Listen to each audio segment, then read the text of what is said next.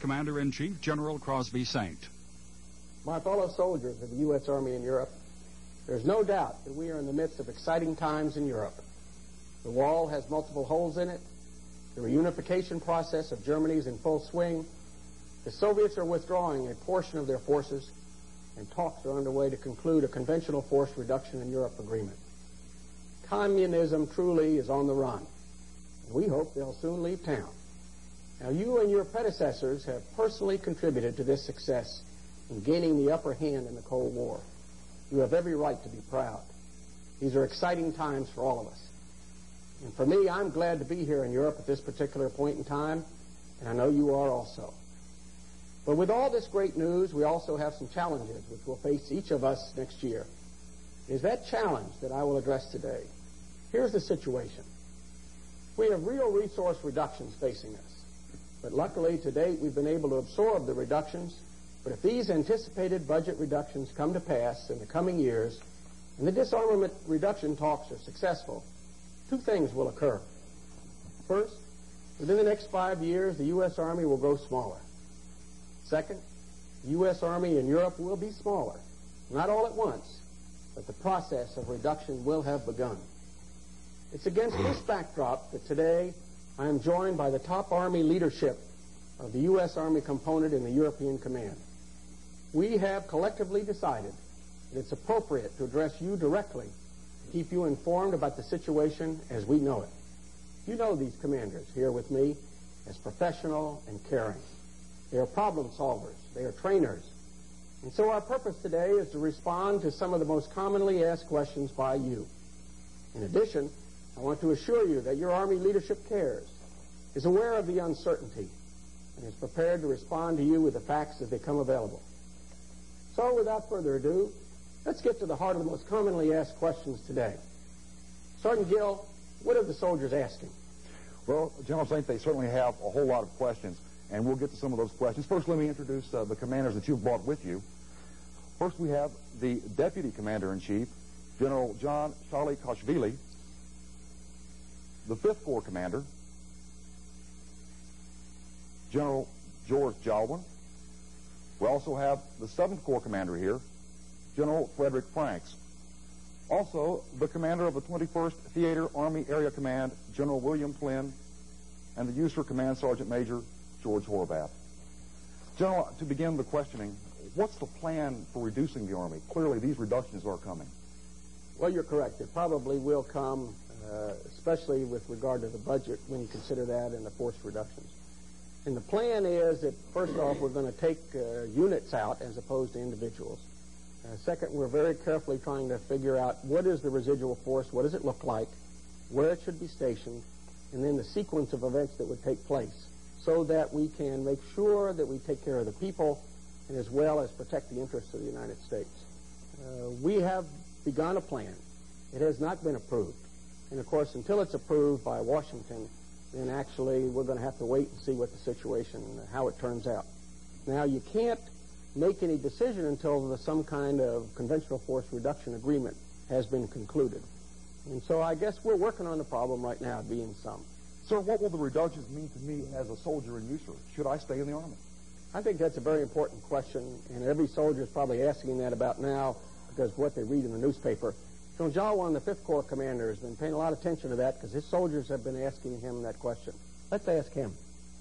Sir, well, I think first of all, like you mentioned in your opening remarks, that the reductions in Europe are coming because I think we've had great success here. NATO and the United States have won a great victory. And that victory has come because the soldier has walked his post along with his predecessors for the past 45 years. And after every victory, we have taken a reduction in our military force, and this is not going to be any exception. But I think most important is the challenge that we do it right. Now, General Saint has charged us with, as we go through this reduction, to identify the best billets, the best housing for our families, the best medical, educational, recreational facilities for our troops. So a reduction can mean to this smaller army that's going to stay in Europe a better quality of life, better medical facilities for our families. We can get all our families in government housing. We can hang on to the best training areas. So in many respects, it can be a more exciting, challenging, and fun place than it is now. But the challenge is to do it right. And the biggest piece of that is to keep the best soldiers in Europe. And so the second part of your question, should I stay in the Army? I would say if you're good enough. If you're committed, if you're dedicated to serve your country, stay in the Army. If you've got what it takes to maintain and attain high standards, stay in the Army. Because our mission with preserving peace and freedom is going to continue here in Europe. So if you're good enough, stay Army and stay in the United States Army in Europe. Sir, as we talk about these reductions, what about the future of the officer corps? How will they be affected? Well, they will be affected because the Army is going to get smaller, and then the officer corps is going to have to reduce proportionally. But I know that General Shalikashvili here has been working on that question, and I'd like to ask him to answer it for us. Well, as you just said, sir, it's a future of an officer corps that's smaller, but quality-wise, I'm absolutely convinced as good or better than today. It'll be an officer corps with opportunities for promotion, for challenging assignments, for schooling, will be every bit as good as they are today. You see, since the officer corps will be reduced in proportion to the rest of the Army, and to the best of the Army's ability, these reductions will be taken across all ranks. And such things as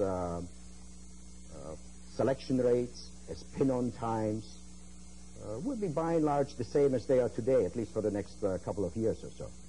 And so I would tell you that despite all the gloom and doom that we occasionally read about, I think that the Army of tomorrow, the smaller, high-quality Army, will be every bit as exciting as it is today.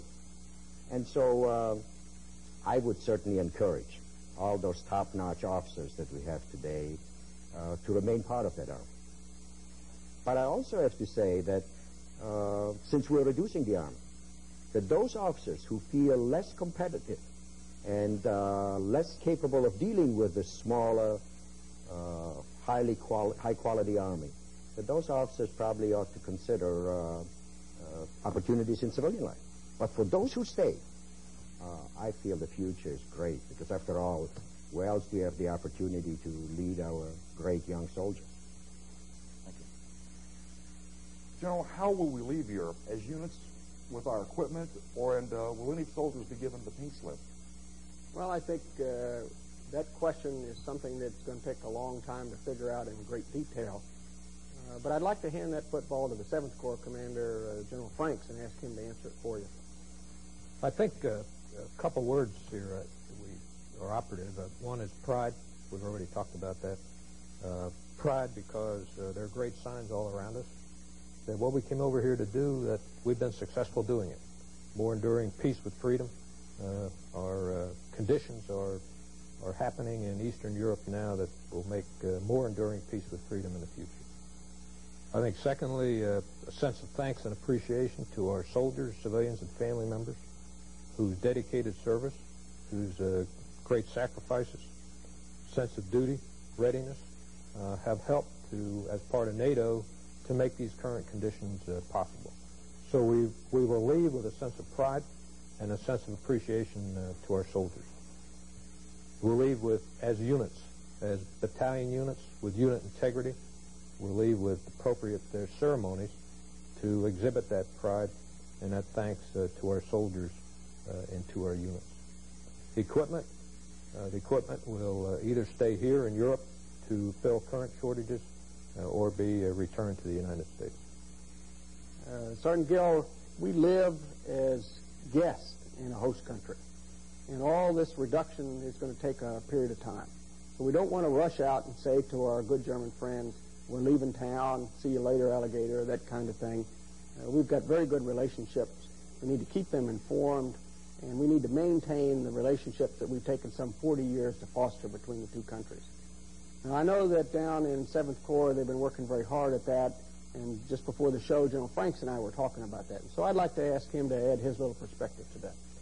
Well, thanks, sir. You know, the rumors are rampant also among our local national workforce and among the German communities where we live and work. And so we also have an important responsibility to provide the right information to our local national workforce, who also contribute to our readiness, and to our German friends in the communities where we live. So, again, it's a chain of command, tactical chain of command to our soldiers and family members and to our community chain of command so that we keep our local national workforce and our German friends in communities well informed and ahead of time before major announcements. General, when it comes time to leave, will it cost me if I have to go? Suppose I have an agreement like a loan or a housing lease or perhaps DPP payments. Will that be affected some way? I don't think we really know all of the answers to that, but I know that General Flynn of the 21st ACOM, he's had that question asked him quite a few times by his soldiers, and so let me let him respond. Bill?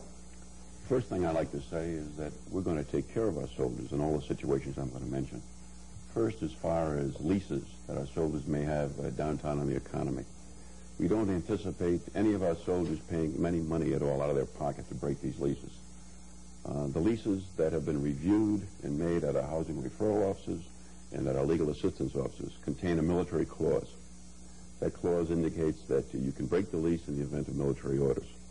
And our soldiers should have sufficient time to notify their landlord to make sure that they can get out without any adverse as far as dollars out of their pocket. As far as car and bank loans are concerned, most of the banks that we have and the credit unions allow them to transfer their accounts back to the states if they move. There are some banks that don't allow that.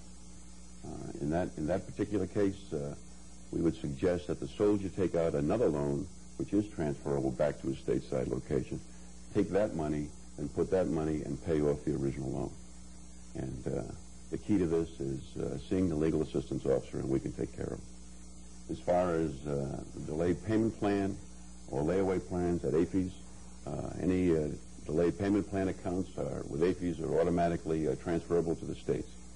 As far as layaway is concerned, you can either pay it off, get the goods right away, or you can cancel it and get full payment back from AFRTS. We have no problem with that at all. The bottom line, though, is that we're talking mainly about in generalities right now. You're going to have specific instances with each soldier. And the one word of caution is get to your friendly legal assistance officer if you have any problems at all. But the key, again, is the underline, the chain of command is going to take care of those soldiers in these areas. Thank you, sir. Charlie, before you go on, let me add one thing, because as I was sitting and listening to General Flynn, it dawned on me that if I was a soldier, I would say, is this going to happen tomorrow morning? I mean, do I have to rush out and do something? Because the way you've asked the questions, we've sort of addressed them directly. But I think necessarily I need to make sure everybody understands nothing's going to happen tomorrow morning. There hadn't been any agreement signed yet. It's going to be an orderly transition from one size army to another. We're going to do it over a longer period of time. People are going to have the opportunity to make a lot of choices as we go along. So they're not going to get up in the morning and go to work and have the first sergeant hand them a pink slip. And so you need to stay cool, which is what our soldiers are real good at. Right, sir, because when you get up and read the paper the next day, That's you right. know, and you think, well, goodness, I guess I better pack my stuff because we're heading out of here tomorrow. The job feels that way sometimes. The job is not over. Okay, very good. Let's move on, if we can, to PCS freezes. Will there be a PCS freeze? And how about a promotion freeze? Well, those are tough questions also, and let me ask General Joulwan to sort of give the flavor of what's going on down in his corps. Well, with the best information that we have available right now, there is no PCS freeze contemplated by the Army. Let me also say that there's no reduction in force planned for this year, nor are there any early outs planned for this year. And to the best information that we have, promotions will continue. So as General Saint says, nothing's going to happen in the short term. It's going to be a long-term process, but soldiers should relax in all those areas. No PCS freeze, no RIF this year, and no early outs, and promotions will continue. Okay. General Saint, we are hearing a lot of this, and going back again to the things that the rumors are rampant. I mean, you go across the street to the snack bar, and some guy will say, you must be leaving tomorrow. I mean, where do you go to get the correct information? Well, I think you need to go to the most reliable source, the person who cares about you, and that's your leader. And so I know that down in 7th Corps, they're very conscious of the leadership and the growth and who's responsible. And so I'm going to ask General Franks to give a few words on that. I think, sir, you said the words we all want to reinforce. That is chain of command. chain of command is responsible for mission readiness and taking care of our soldiers, civilians, and family members. So the chain of command has the right information. There are a lot of rumors. Rumors are dangerous when people start acting on them. And so soldiers ought to turn to the chain of command to have the right information about what's going on. There's also an obligation on the part of the chain of command to use the available sources of information to find out so they can inform their soldiers. Our soldiers want to talk about these things so they can have sessions with their soldiers, squads, crews, platoons, and talk about these things and answer their legitimate questions and feed those questions back up through the chain of command that they can answer. So just as in a tactical operation, we have cross-talk between commanders and teamwork going on. So we can do this, as General Saint said, in an orderly manner, and soldiers aren't worried about reading something in the newspaper and having to act on it. And of course, there is a certain amount of uncertainty out there. What about the NCOs? What should they be telling their soldiers? What information should they be passing on to those soldiers? Well, I think that's a great question for our top NCO and you, sir, Commanding Sergeant Major Horvath. George, are you there? Sir, I'm here. I'd like to kick it off by saying, first of all, I'd like to echo what the Commander-in-Chief has said and what General Frank said, and that the number one guy and the sole source of information for a soldier should be his sergeant, or that leader. That's the guy or the gal that he or she should turn to. But what should the sergeants be telling the soldiers? I think, as you've heard all the commanders talk so far about, that most of the questions have been answered. Now we're going to come to what does the sergeant got to say. I think the sergeants need to continue to focus, tell their soldiers that they need to continue to focus on training. Training tough, training smart, training hard. Because although we have a diminished threat, I think the threat is still there and we need to understand that. And I think the soldiers need to understand that. I think we need to tell our soldiers they need to continue to pursue their military education, their civilian education. I think it's important that you need to keep yourself competitive for both retention and promotion. As you heard most of the commanders say so far, the Army is downsizing, and we're only going to keep the best. Very competitive in that respect. The Commander-in-Chief, General Saint's going to keep us all informed. He has done well at that so far. He's got the welfare of our soldiers and their families foremost in his mind. He has not let us down yet. He will not let us down now or in the future. I would probably say the last thing I'd want to say is to all those young soldiers out there, if you want to stay in a professional Army, if you want to face the challenge of the future, you got to make yourself good, you got to make yourself tough, you got to make yourself hard, because we're only going to keep the best. And that's all the way around, all skills. That's correct. Thanks, Sergeant Major. General, with the conventional forces talks going on, and if the agreement is signed and the reductions do in fact take place, what will life be like here in USAREUR? Are we going to be bands and flags? Is that the future? No, I would think you said the one sort of sentence that would cause me to set my hair on fire, and that we are not a parade army. We're a war-fighting army, and we know how to do our job well. And so I think it comes down to the Army in Europe will mirror the rest of the Army. It will be smaller. It will be quality. The training tempo will stay the same, maybe even get better as we go along with that.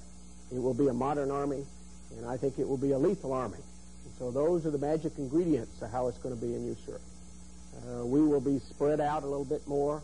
We intend, as we go through this process, to fix things that we all know are broken or aren't doing well. And so I'm very optimistic. I'm looking forward to doing this as an opportunity. I've been here over 12 years as serving in the United States Army in Europe, and I have a long memory on things that are bothering some of the soldiers down the bottom. And with these good commanders here, I want to assure all our soldiers out there that we're working very hard to do this smart and to do it right and to protect each soldier and to allow each individual to make the choice on what they want to do. But the bottom line is we're going to have a quality Army. We're going to have to see who can measure up and who's going to stay, because it's going to be a great time. And on that note, we'll finish this program. General CINC, thank you for joining us, as well as the commanders. Thank you very much. Sergeant Major Horvath, thank you. USAREUR Update is a production of AFN.